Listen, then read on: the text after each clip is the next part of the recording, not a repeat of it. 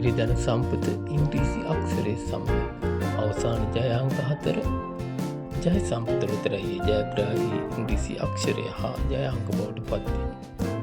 එය ඉතා නිවැරදිව හා පැහැදිලිව ඔබ වෙත ගෙනාවෙමු. නැවතත් ඊට දිනේ අප හා එක්වීමට මෙම චැනලය සබ්ස්ක්‍රයිබ් කරන්න.